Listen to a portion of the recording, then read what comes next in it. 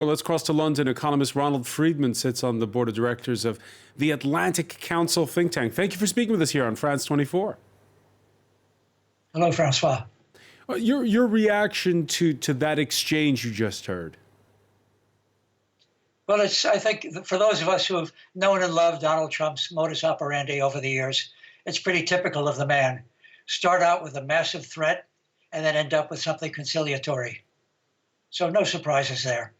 Now, there was this GAFA tax instituted a few months back by the French. The idea was that they were going to put it in place in order to put pressure on OECD nations who are coming up for a grand strategy of how to tax corporations in the digital age. Where is it all going right now? Well, I think you have a mano between Trump, who loves bilateral relations because that's typical of his style of negotiation, and Emmanuel Macron, who believes that a multilateral way to go is better and more efficient for all concerned. And when it comes to trade, multilateral is the only way to go. Donald Trump has already put himself in a mess with China because of the pressure he's put on imports from China to the U.S. China has reduced its imports of U.S. agricultural goods.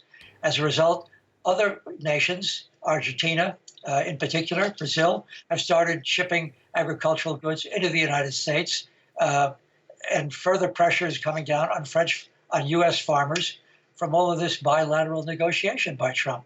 Trump, in return, starts to raise tariffs on imports of steel from Brazil and Argentina, and so on and so forth. He's like a juggler juggling more and more balls at once. It's all because of his love of bilateralism. If he would embrace Emmanuel Macron's multilateral approach, and indeed embrace the French president himself, I think we'd all feel a little bit better, and the stock market would go back up. Donald Trump's no fan himself of Silicon Valley, so why is he against this reworking of, or at least why is he punishing the French over trying to come up with new ways to tax those who make their money in one country but declare taxes somewhere else? Well, oddly enough, Trump is the defender of American corporations, whoever they may be, even though I don't think there are more than 10 voters for Trump in Silicon Valley.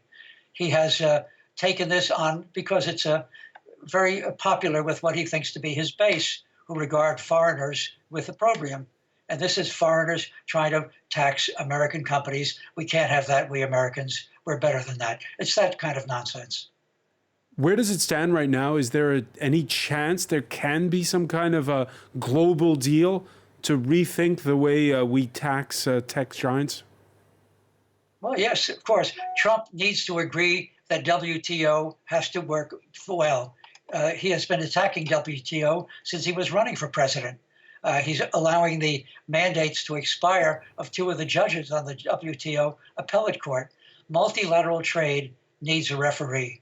It's a kind of big tennis game. Someone has got to be calling the shots. He resents the WTO's authority, and he resents the fact that WTO, operating multilaterally, reduces his own authority. It's Trump's equivalent of Brexit. He wants to retain sovereignty over something he cannot possibly control as an individual, even with U.S. marketing power. The WTO must reign supreme. Emmanuel Macron is right. Donald Trump is wrong. Emmanuel Macron may be right, as you say, but Donald Trump's been effective at weaponizing the U.S. dollar, at imposing sanctions, at imposing tariffs, at getting the other side to negotiate. He certainly has been effective as a politician. He's been effective and lucky all his life, but the things that he's doing are not all correct. He attacks everything that he has not done himself as the worst in history. That goes for NAFTA, goes for the Paris Accord on environment. He still is not accepting that we have a climate problem in the world because he didn't invent it. This is a problem dealing with the man himself, and it's one we all are living with as long as he's the incumbent. My real fear is that there have been very few incumbent presidents in U.S. history who have not gone on to a second term, and none where there has been no war, an improving economy, an improving stock market, improving employment, all of which are the high cards that Donald Trump is holding in his hand. Ronald, getting away from Donald Trump to the broader issue, does the U.S. feel the need for some kind of a new way of taxing money that's earned in one country, but where the corporation announces they're going to pay their taxes in somewhere where the tax rate is more favorable. Well, you're absolutely right, Francois. This is another example of the need for a new multilateral understanding among the countries, the principal GDP countries, on how we handle taxes for corporations which are themselves multinational. How do we deal with Amazon or Google, to name two companies that do business in France but don't report their profits in France? A revenue tax is a shot across the bow.